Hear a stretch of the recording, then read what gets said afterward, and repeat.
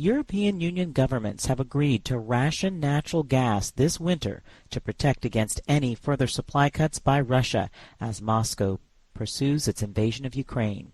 AP correspondent Charles de Ledesma reports. EU energy ministers have been deliberating over a draft European law that would require member states to cut demand for natural gas by 15% from August through to March. This would entail voluntary steps to reduce gas consumption and, if they yield insufficient savings, a trigger to impose mandatory moves. The Czech industry minister says winter is coming and we don't know how cold it will be, but what we do know for sure is that Vladimir Putin will continue to play his dirty games in misusing and blackmailing by gas supplies. I'm Charles de Ledesma. The Joint Coordination Center, established as part of a landmark deal to resume grain exports from Ukraine, has started to work in Istanbul. Russian news agencies reported Tuesday, citing the defense ministry. The Russian delegation to the JCC will arrive in Turkey Tuesday and begin work in a four-way format alongside Turkey, Ukraine, and the United Nations, the agencies added. Russia's defense ministry plans to hold strategic military exercises in the east of the country from August 30th to September 5th, news agencies reported Tuesday. Interfax reported that the militaries of unspecified other countries will take part in the regular Vostok exercises, citing the defense ministry. Russia's top diplomat said Moscow's overarching goal in Ukraine is to free its people from its, quote, unacceptable regime, end quote, expressing the Kremlin's war aims in some of the bluntest terms yet as its forces pummel the country. Cameras click as American basketball star Brittney Griner returned to a Russian courtroom Tuesday for her drawn-out trial on drug charges. It could bring her 10 years in prison if convicted. The deputy chief of mission at the U.S. Embassy in Moscow told reporters consular workers were able to speak with Ms. Griner, who said she's doing as well as can be expected under the circumstances. A gunman in Canada went on a rampage Tuesday overnight, killing 2 and injuring 2 more before police shot and killed him. AP correspondent Julie Walker has more. The Vancouver suburb of Langley is where officials say the shootings took place. The first, a woman at a casino at midnight who was wounded. 3 hours later, a man was shot to death at a homeless residence.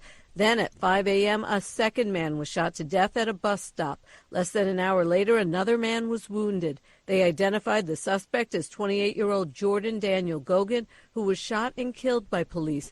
Authorities say it's unknown if the shooter knew the victims and are investigating a motive. I'm Julie Walker.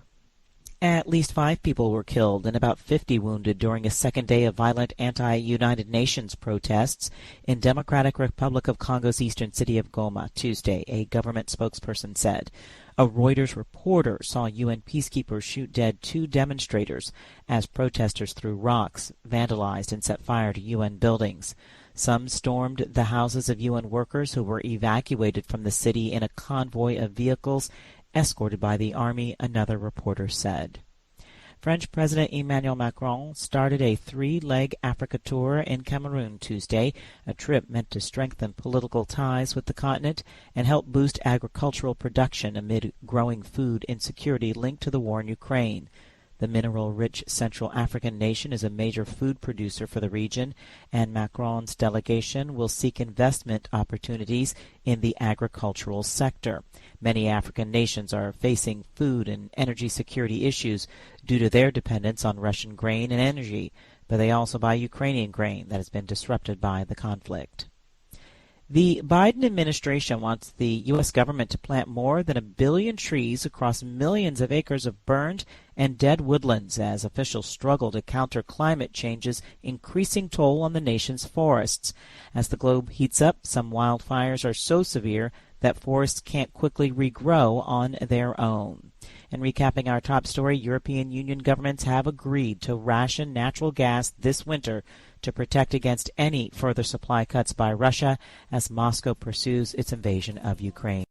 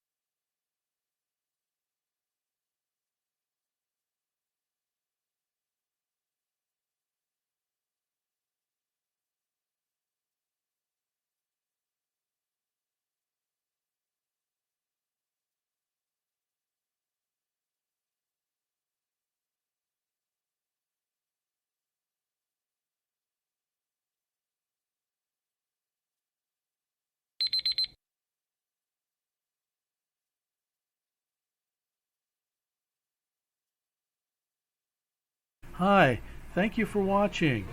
I hope the videos are useful for you. Please subscribe to my channel using the button below.